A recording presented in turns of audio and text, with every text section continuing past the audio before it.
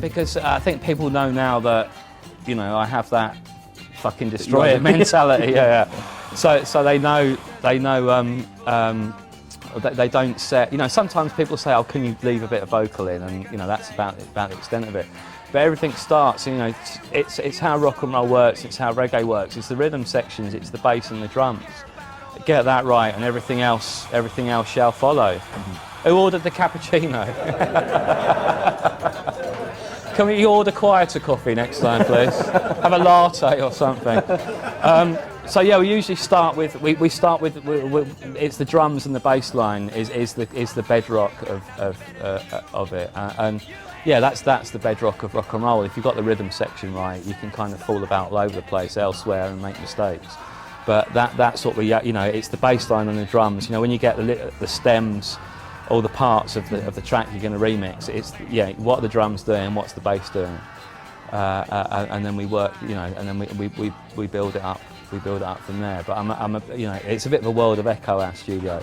It's, you know, we use computers for sequencing. It's great, but then I'm just obsessed with with tape loop echo, which is a throwback. Bless you. Which is a throwback to 50s rock and roll, you know, and that slapback sounds that they had, which gives it that ghostly kind of otherworldly feeling, I think. So, despite constantly derailing your own career. Have you got any other hobbies? You stole derailing other people's careers. It's led you into some like amazing place. I mean, you were telling me on the phone this morning that you're doing a thing for Faber. Yeah, there's gentlemen and ladies of a certain age now that have worked themselves up into positions of power with various artistic organisations. Over 45. Yeah, leave it. And they've been fans of my work, and they may have attended some discotheques that I've run over the years. And so they think, gurned at you. Yeah, and they get into a position. And they think, oh, you know, well, we can do lunch. Who would you like to do lunch with? So I get calls and I have lunch with people, and you know nothing's going to come of it. But it's, you know, it's nice to meet people. And one of those people was a guy called Lee Braxton, who's the music commissioning editor of music at Faber and Faber. And I kind of got to know him, and we got on really well. And he called me up one day and he said, I've had a great idea. What's that, Lee? He goes, I want you to be artist in residence for Faber Social.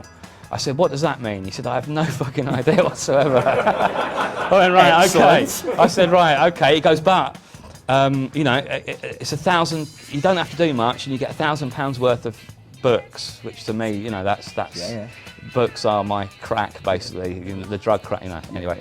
And so I said, right, okay, so to recap, I get kudos by association, £1,000 worth of books, and I don't have to do much.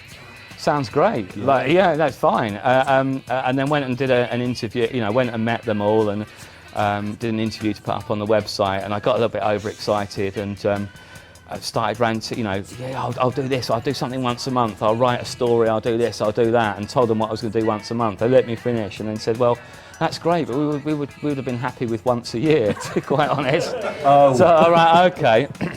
But I've just I'm reviewing books for them. I've done doing a bit of artwork, and I'm just working with a writer called Michael Smith, Hartley Paul's finest, who wrote a book in the late 90s, early noughties called Gyro Playboy, which was about the hectic milieu that was Shoreditch in those times, and he worked in a pub there. And I mean, he's a kind of flaneur. You know, that was his kind of vibe, and he wrote this book. And he's written another book. He leaves London and goes to live by the seaside, but it all goes horribly wrong. And he comes back to London, and obviously by that time Soho and Shoreditch have become even more commercialised. So it's about that. It's about the kind of changing face of a city and your part within the part you play within its myths and legends, and that classic of like, things aren't what they used to be. But you know, that's the great thing about the book. It's not nostalgic. He realises that if you are, you know, he's late 30s, early 40s, but if you are 18 and coming to Shoreditch, it's just as exciting. Just because there's a Pret-a-Manger now on the high street, it's no less, you know, it's less exciting to me and him because we were there before the chain stores came. But you know, London, areas of London actually, once you get past a certain age, actually don't belong to you anymore. They belong to the next generation of people, and that's what I liked about the book. It's wistful resignation. Basically, he was involved in the kind of demi-monde of Soho and Shoreditch, and it's him dealing with that erosion of a personal kind of bohemia, which he does really well. He doesn't do it via the medium of nostalgia. He does it very wistfully and very, very stoically. And I've done the soundtrack. I've just written the foreword. I felt like a proper writer today, because I was scribbling and making notes and rewriting things as the courier came to collect my copy. It's quite exciting. So it's probably I dashed off another one. There we go. And then I've done the soundtrack. I've done the soundtrack as well. I read the book and just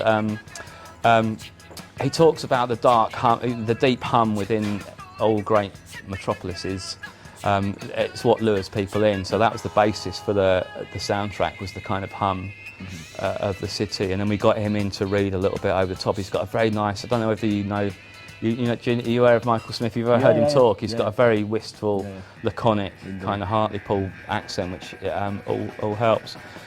So yeah, that's the latest project. I'm actually mastering that on Friday, and it'll be out in September or October. It'll be a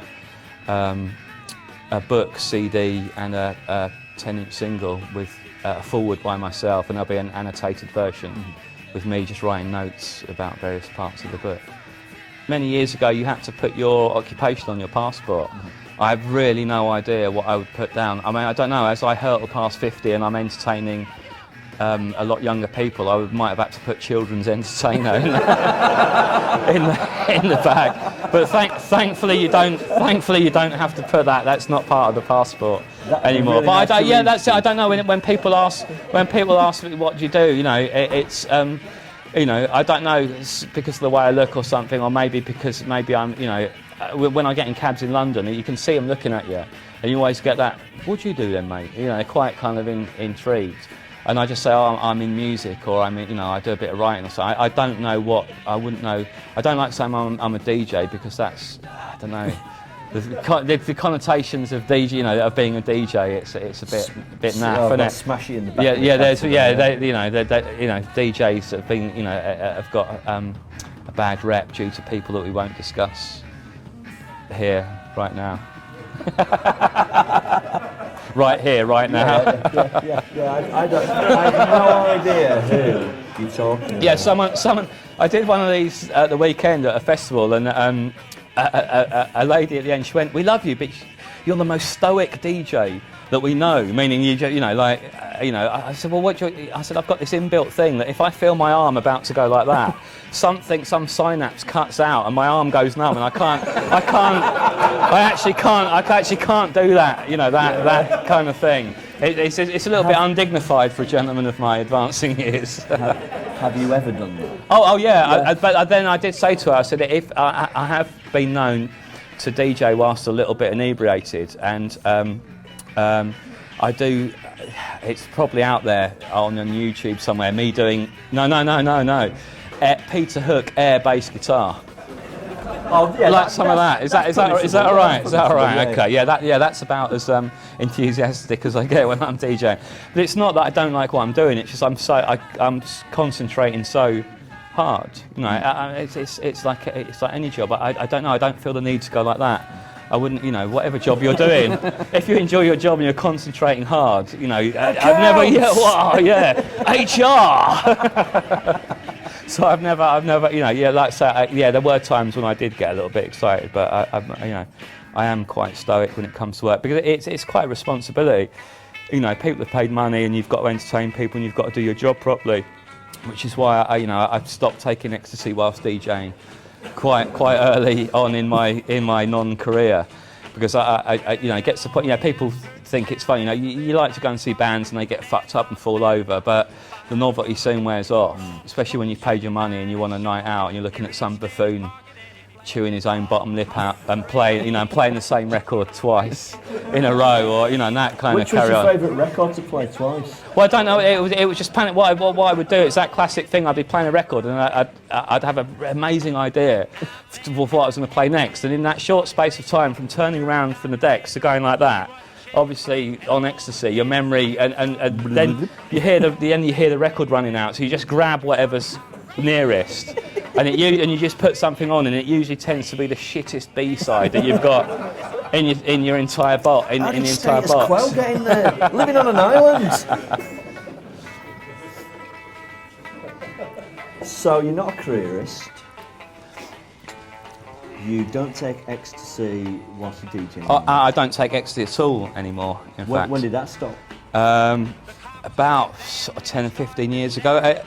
Psychedelics in general, don't get me wrong, I like psychedelics and I like the random nature of psychedelics, but as you get older and you become aware of your own mortality, psychedelics is throwing...